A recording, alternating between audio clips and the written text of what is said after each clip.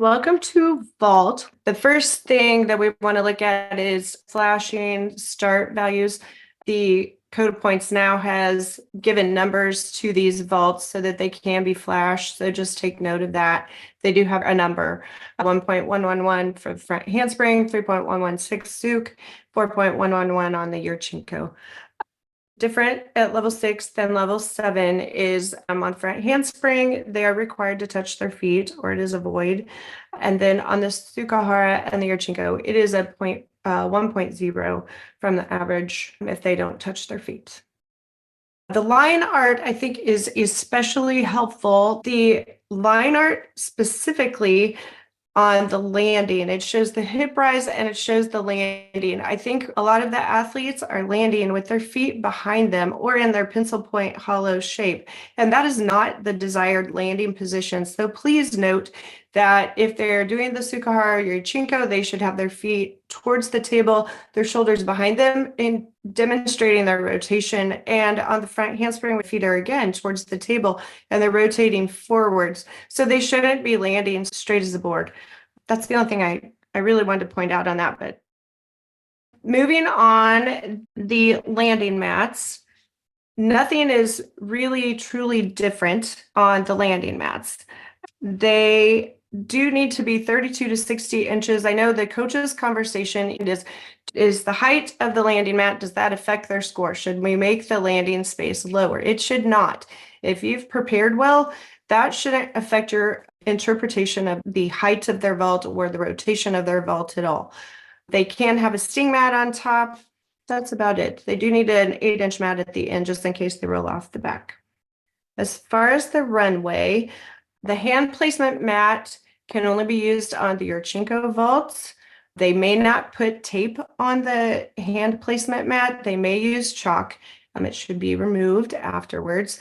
In addition, there are no junior boards or tramp type boards that are allowed. The safety zone mat should be noted that it is allowed on all vaults. If they want to have it there, that's fine. On the Yurchenko, if they need to have it snugged up around the board. But other than that, if they want the safety zone mat in there, there's no deduction for that. Box, nothing new again there, but do remember that if the athlete does contact the board or the table, that is considered a balk as long as they don't go in full support on top of the table. So they do get to repeat. As I mentioned earlier, the vaults all now have a number. If you have a 4-judge panel, then you need to flash the number so that it's very clear what the athlete's going to be doing. That's at all levels. If it's a 2-panel, they are allowed to verbally or audibly communicate what the athlete plans on doing. As far as no signal, remember if the judge has not given the okay to go, that does count as one of their attempts as a vault. And they do have 2 more opportunities if they haven't already used one of those, but they, remember, have a total of 3 attempts to complete 2 vaults. The deduction of minus 0.5 by the chief judge from the average applies to the next vault. So if this was their last vault or their second vault and 3rd attempt, that deduction would not be applied and they would not get another attempt. All right, coaching deductions. On round-off entry vaults, there's no deduction for the coach standing between the board and the table. Otherwise, there's a 0.5 deduction for that. And this is a little different on the level 6-7 vault. They're not typically going to spot a landing or assist the vault. If they did catch the athlete falling off the mat, then you would still only take the 0.5 for the fall. All right, execution on the first flight. Again, not a lot of changes. One thing that is different at the 6-7 vault that does not apply at 8 through 10, and it's in all phases, first flight, support, and second flight, is the neutral head position. You want to look for their head to be in that neutral position. Do not want their head out. Their head out is going to create a shoulder angle, and it's going to decrease their ability to get off the table and to rotate that vault. So the head position is important and it's emphasized and therefore is applied at each phase. The hip angle also is an up to 3/10 deduction for piking on. So in compulsories, remember that's an up to 5, so a slightly different, less extreme deduction. Again, in the support phase, you see the neutral head deduction, and then the difference between compulsories and level 6, 7 is the arch deduction now on top of the table in the support position. That is an up to 2/10. The other deductions remain the same. Lastly, in the second flight, you're going to look for the neutral head again.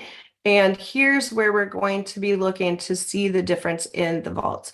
You're going to be looking for that rotation. At this level 6, 7, we want to see them come up off the table, so they're going to have to run in fast. So speed is an important component of this. They're going to block early.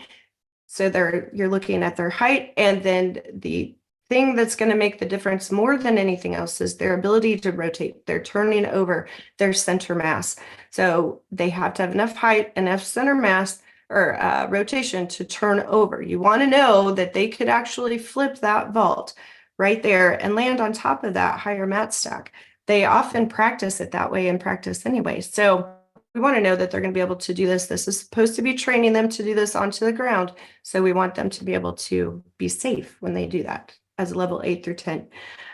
Finally, you're going to look at your landings.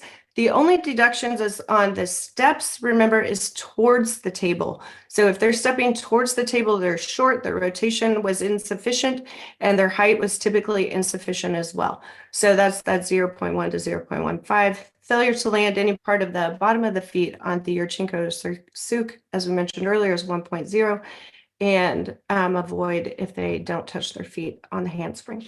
So that was a really quick review.